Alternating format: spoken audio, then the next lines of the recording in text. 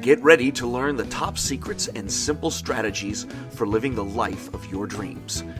Welcome to Living the Dream Podcast, where it's not just about achieving your goals in the future, it's about enjoying your journey along the way.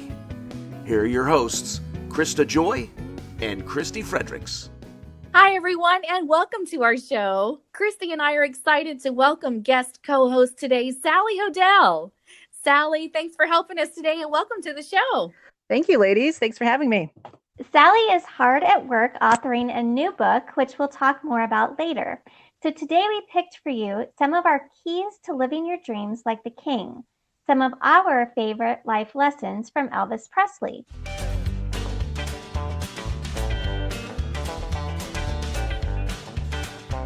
People may think he is an unlikely subject, but his life's journey is one of the most fantastic rags to riches tales of all time. It would be hard to find more humble beginnings in life than those of Elvis Presley. His twin brother died at birth. As a kid belonging to a poor family, he had no friends at school. He was often bullied, and he was extremely shy. His dad went to jail for writing a bad check.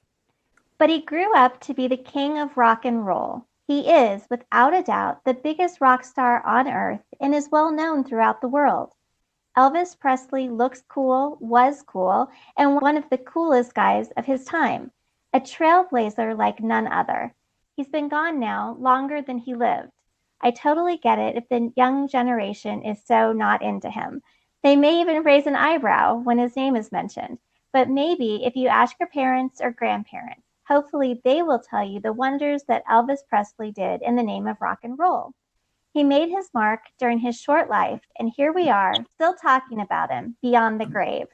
Elvis Presley was absolutely an inspiring personality, and he unquestionably lived his dreams and then some. And he said so time and time again throughout his life. Yes, and no matter what you think about his untimely death, the life story of Elvis was rock and roll because he decided to make it that way. And I've admired Elvis, the man, and his music for as long as I can remember, and I've dedicated countless hours to him via my project, TCBradionetwork.com, where we interview and spotlight the people that knew him best. With our show here being titled Living the Dream Podcast, you had to know it was just a matter of time before we would feature the dreams, inspiration, and joy of Elvis Presley. Life lessons, if you will, from the king of rock and roll. In January 1971, Elvis was in Ellis Auditorium, only this time it wasn't for one of his concerts. No, tonight he was being named as one of the top 10 outstanding young Americans by the National Junior Chambers of Commerce, the JCs. As one of the outstanding Americans, he was required to make a speech.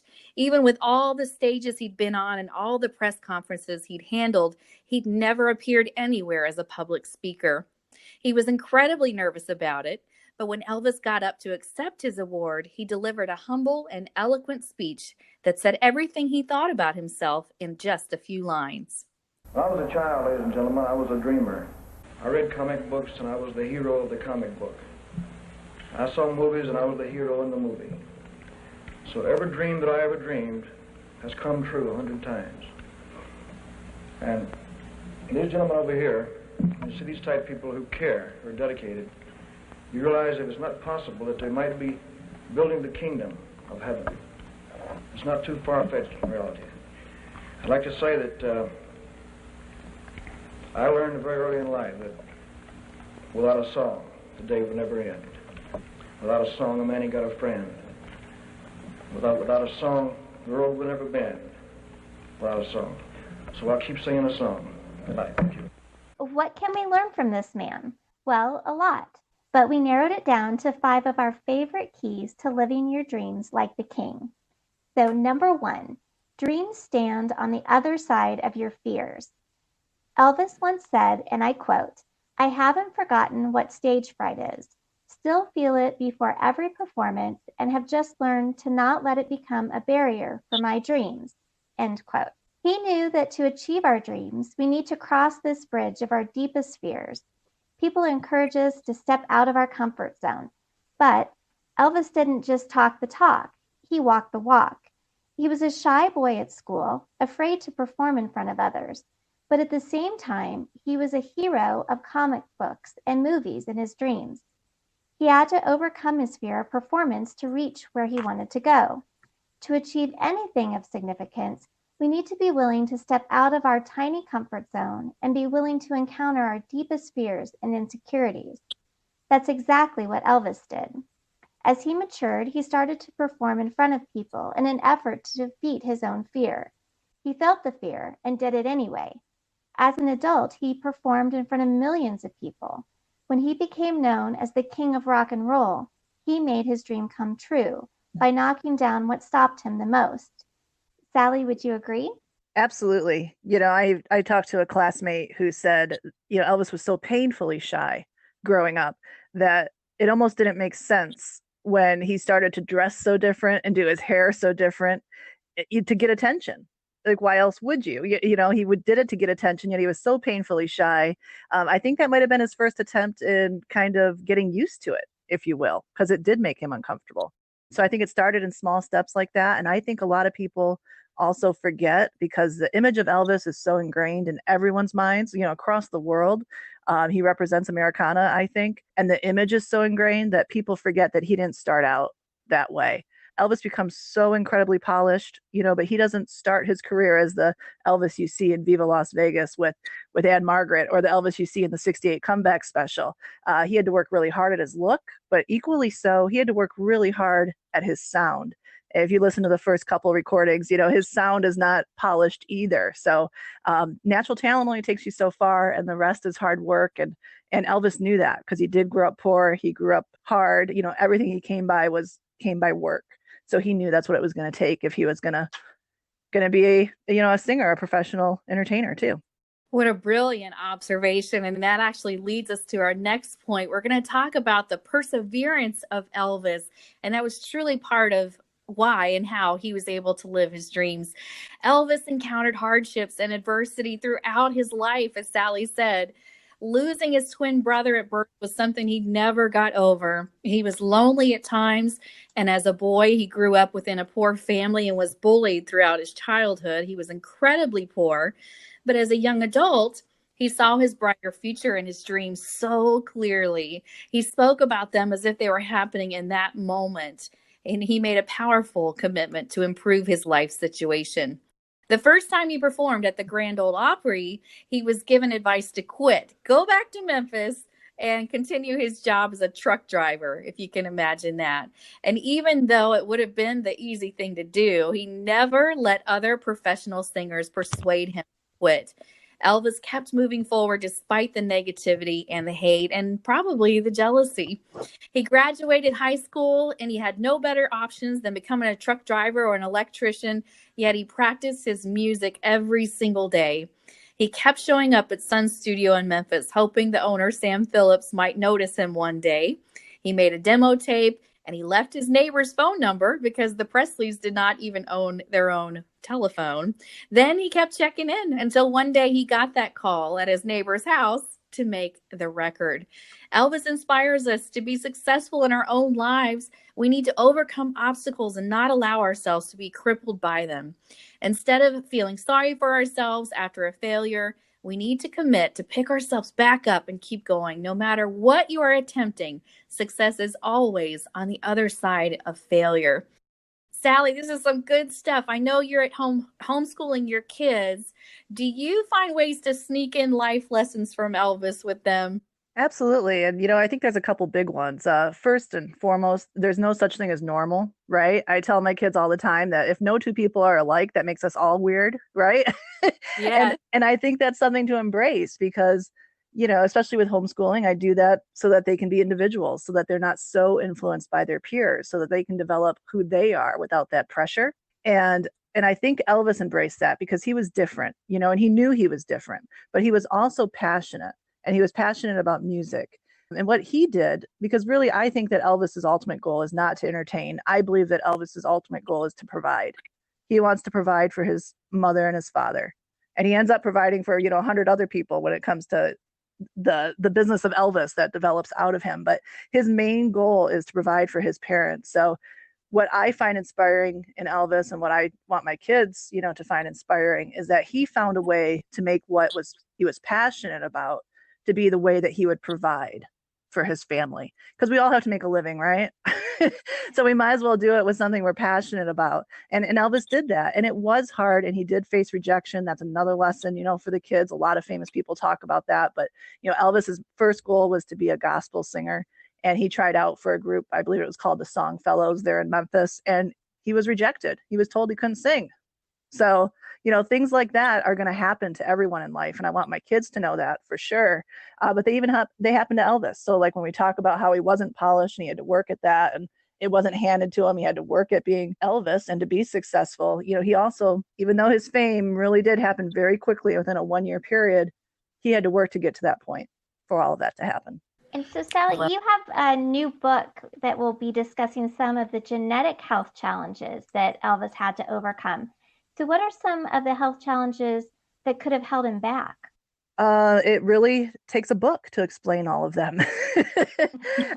It's unbelievable. I really started out this process thinking there has to be a connection between how his mother dies and how he dies, because it's very similar, and she wasn't taking the same prescription medication. Then it turns out there's 3 uncles, Gladys's siblings, that also died in similar ways.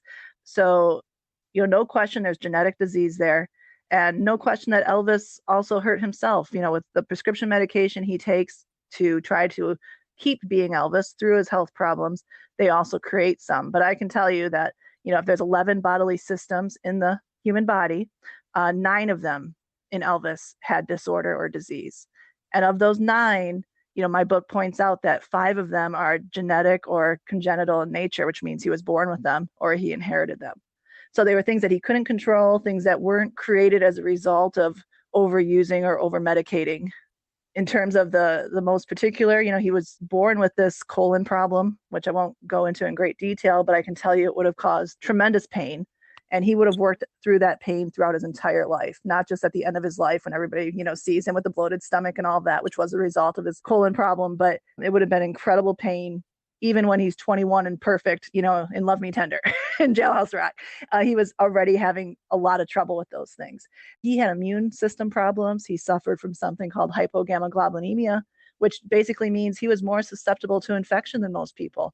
And if you look at his record, his health, his information, especially, it's very well recorded around 1970 for some reason. Dr. Nick, his main doctor, wasn't great at recording everything, but like every few weeks, he's dealing with a different infection of some kind. He has flu, he has fever, tonsillitis over and over, ear infections, a lot of things that you don't normally associate with grown men. Elvis was dealing with often and repeatedly his whole life. And one of the reasons is because his body didn't make the immunoglobulins to fight these infections. And we know that, from the autopsy. So heart problems, he had respiratory problems. He inherited a disease called alpha-1 antitrypsin deficiency, which we know he had from the autopsy. So I've been able to trace that up his family tree to his grandmother, who everybody thought passed from tuberculosis, but she was diagnosed with tuberculosis and went on to live for 30 more years and had 9 children and pretty much took to her bed that whole time, but she lived. And usually with tuberculosis, if you live 5 years, that's a long time. So I think she was misdiagnosed, and she probably had this alpha-1 disorder, which can either hurt the lungs or the liver. I think it affected Gladys's liver, and that's why she passed early. So it just all gets kind of connected, but Elvis definitely suffered. He was in a lot of pain. He turns to the prescription medication so he can continue being Elvis, and not even selfishly so, so that he can continue that role of provider, which he sees himself in first and foremost. So many people rely on him. He can't let them down no matter how he's feeling. So he really tries to find a way to persevere. So some people look at Elvis and they see self-destruction. I don't. I look at Elvis and I see a very futile, difficult struggle to survive. That's what I was thinking too. That's amazing. Number 3, keys to living your dreams like the king. Always be yourself was a motto he truly lived. Elvis never tried to be anyone besides himself. With his sideburns and flamboyant clothes, he didn't look or dress like the other kids at his high school. He was often bullied for this. During a now famous conversation inside Sun Records, he was asked, "Who do you sound like?" Elvis replied, "I don't sound like nobody, ma'am." Elvis was different. He was not trying to imitate or be anyone else. He was striving to be the best version of himself. Elvis brought together his own musical tastes and backgrounds, gospel, the blues, country, and more. He created an entirely new category of music by being himself. Elvis loved his style. He enjoyed being different, being punk rock before there was punk rock. Imagine how many young singers went to Sam Phillips' son's studio hoping to be discovered. Which one of them Sam would be likelier to remember, Elvis or that tall one that looked like everyone else? When he started, no one explained these things to him. Elvis just knew them instinctively. Later, when he got the gold jackets or all the Vegas-era jumpsuits, he knew exactly what he was doing. He knew a performer has to stand out on stage. He had it down to a science. If you want people to be attracted to you and your ideas, be willing to be yourself. People are attracted to those who are real, genuine, and authentic. None of us need to be perfect, just real. Would you agree, Sally? Yes, absolutely. Again, Elvis, I think he appeals to so many people because he was so real and just so genuine. I think the iconic status of Elvis and the jumpsuits and all of that look and the stage performance, it takes away from his humanity a little bit, especially for people who aren't real familiar with him and his story, because he does just become an image. But for those of us that are huge Elvis fans and keep getting pulled back to the story time and again because it is fascinating, it is, I think, a quest to find that humanity, because he was he was polite, he was generous. I think he also felt that struggle throughout his life to be who he genuinely was, as opposed to being Elvis Presley, right? He says himself, I think it was 72 before he played Madison Square Garden. He sold out 4 shows. He was the first person to do that at Madison Square Garden. I want to say he sold out 3 and they had to add the 4th show because they sold out so quickly. And he did a press conference and, he said it's the image is one thing and a man is another. And I'll just say it's very hard to live up to the image. So I think Elvis himself really struggles with that, right? And he does so, and you can see it within all the contradictions in Elvis's life. So he's this guy who's against alcohol, and yet he develops this prescription medication problem. And he's this poor guy who doesn't, value money. He grew up poor and he doesn't value money, yet he spends it and enjoys it. So, there's just a lot of contradiction within Elvis. And I think that's one of them too. Just that pull towards, am I Elvis Presley the world knows, or am I Elvis Presley the guy my parents raised? And I think he has to keep going back and forth between those things too. It's part of his struggle, which we all have. Right. I think that's what makes him relatable, because he is so real. And I so agree. that brings us to number 4. He inspires us to let our obstacles become stepping stones to success. So a boy who belonged to a poor family, was bullied around, was a perfect loner, and didn't have much money to start off on his own, decided to make his life better. And he did. Nothing worthwhile is ever easy. Obstacles are a part of life. It's easy to spend time feeling sorry for ourselves and weeping over them. The time we spend on crying over them is better invested in starting all over again and doing something wonderful on our own. We can take control over certain parts of our lives, and we need to use those to our advantage. And that's what Elvis did. His story is one of victory because he overcame so many obstacles in his life. He walked down the roads to his dreams and achieved them all, and then some.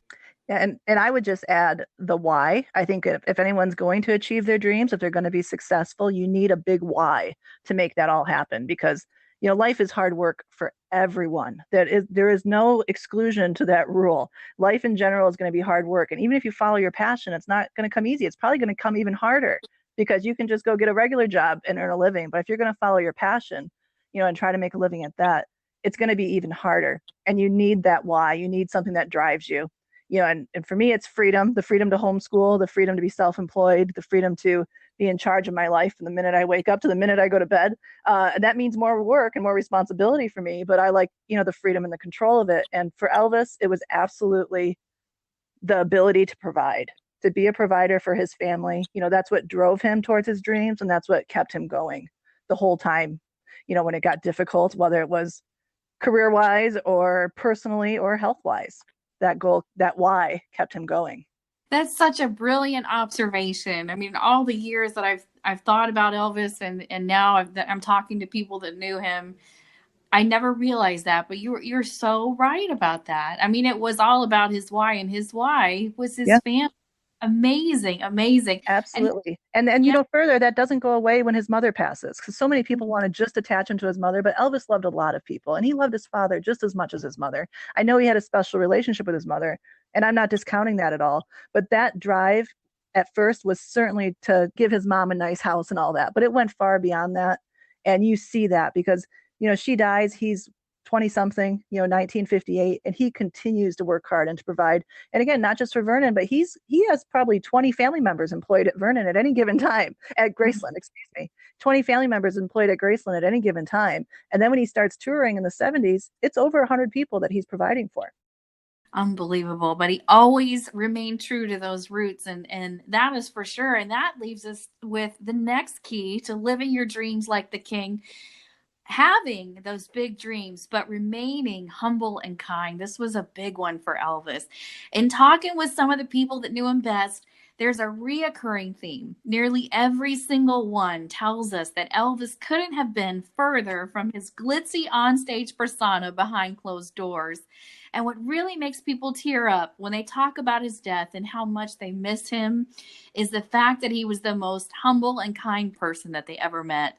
He gave away watches and cars. I know, Sally, you can probably concur with some of this stuff. There's some amazing stories. Absolutely. Yeah. He was raised with a strict background in his Christian faith. He only won Grammys for gospel music. And I think it's important that we remain kind to others and humble ourselves from time to time in our own journey to the top. So talk a little bit more about that, Sally, having those big dreams, but remaining humble. Kind. Yeah, he was a real model of that, wasn't he? He was, and a few things come to mind. First, I think of his one of his maids, Nancy Rooks. She has said that, Elvis came to her and said, look, I'm happy to have you work here at Graceland, but if you're going to treat me like a famous star in my own home, this isn't going to work. And she said, okay, well, how about I treat you like my brother? And he said, that would be perfect. And she said, after that, our relationship was flawless. We came to terms, and he wanted to just be Elvis at home. Right. So that pops in my mind. Always so respectful, like you said, humble. There are stories that Nick Adams tells, and Nick Adams was very good friends with James Dean, Natalie Wood, and he becomes friends with Elvis when Elvis first goes to Hollywood to make Love Me Tender. He actually brings Nick Adams back to Memphis when Elvis does the Welcome Back to Tupelo concert. Nick Adams stays with him for quite a while there at the Audubon House. And Nick Adams, talks quite a bit about how if you saw Elvis on the movie set, he knew everyone.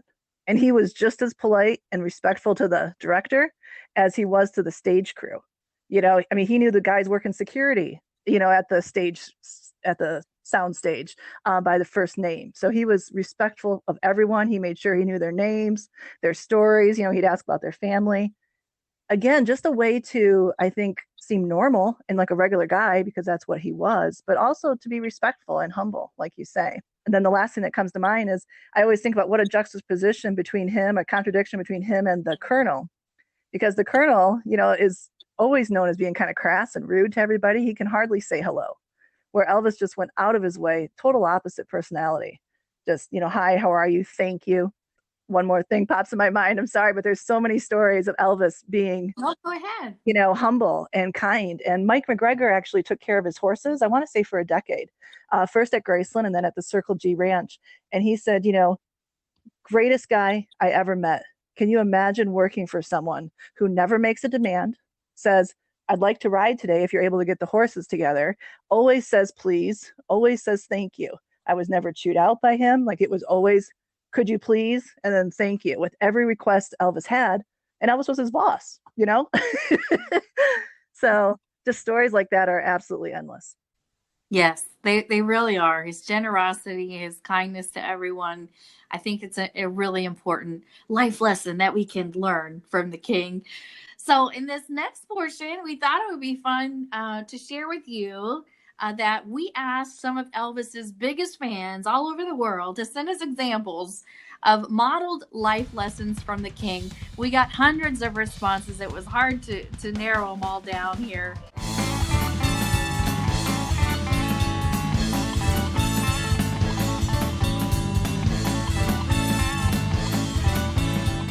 To begin with, I want to mention Michael Ochoa. He's the curator of the Elvis Honeymoon Hideaway in Palm Springs in California. And what did he say, Christy? Read it to us. He said Elvis modeled humility, love for all people, love for our country, and was a true patriot. Then we also had a comment from Dave Rogers, the admin of the Elvis, a celebration of the man and the music group on Facebook, who said whether he was shaking hands with the president in the White House or hugging a sick child who would never reach adulthood, Elvis treated everyone the same. Yeah, just echoing some of what Sally said earlier. And Jean Fale Allen said he did not meddle in politics. He served his country and was proud of America. That was a good one. Thanks, Jean. And Kelsey Weaver, social media manager at tcbradionetwork.com, writes, Elvis has inspired me to always see the good in people, no matter what. He has also taught me how to always have fun and have a good sense of humor about things because life is too short. And Carol J., she wrote, he loved all people, black and white and any other color as well. And then we have Marianne, who said he minded his own business, didn't criticize others' beliefs or political views. Then Kathy Fusaro Kalari, you can become great and famous no matter how humble your beginnings were. And then we have Jane Matasako, that it's okay to dream big no matter who you are, and that you can make your dreams come true. For sure. And then Sissy Lowe Young, who is an admin of an Elvis fan group on Facebook called Elvis Find Out What's Happening Then and Now, said, Elvis showed his faith and believed in God and was not embarrassed or ashamed to show and declare and proclaim it. And as a matter of fact, he did it right in his audience crowd. His compassion and love for others and the love for God reflected on everything he did and touched. He was blessed more and more because of the love he poured out unconditionally to his family, friends, fans, and strangers. He lived by the golden rule to treat others the way he would want to be treated. I love that from Sissy. Thank you for sending that in, girl. We appreciate you. And at this time, we'd like to brag on our guest co-host for today and thank her for joining us.